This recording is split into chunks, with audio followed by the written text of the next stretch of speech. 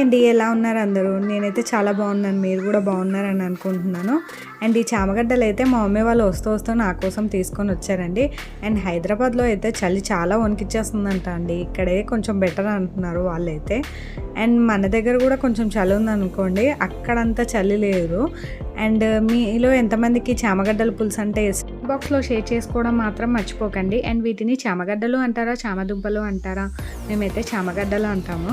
And ఈ recipe ఈ స్టైల్లో చేస్తేనే మాకెందుకో చాలా నచ్చుతుంది. అండ్ చాలా టేస్టీగా కూడా ఉంటుంది. అండ్ మీరు కూడా ఈ స్టైల్లోనే ప్రిపేర్ చేస్తారు. వర్షాకాలంలో అయితే చాలా మొక్కలే వేశారు అమ్మ వాళ్ళు. పాలకూర, తోటకూర, ఇంకా మందార చెట్టు. అవి అయితే ఎన్ని పూలు పూసేవో అండి. నేను వెళ్ళినప్పుడు అయితే చూశాను. కానీ ఇప్పుడు అన్ని మొక్కలు లేవంట, అన్నీ తీసేశారు. ఎందుకంటే రాత్రిపూట పాములు వస్తున్నాయంట అండి. అండ్ అందుకే కొన్ని మొక్కలు అయితే తీసేశారు. అండ్ ఏ మొక్కలైనా మెయింటైన్ చేయకపోతే ఉండవు కదా అండి.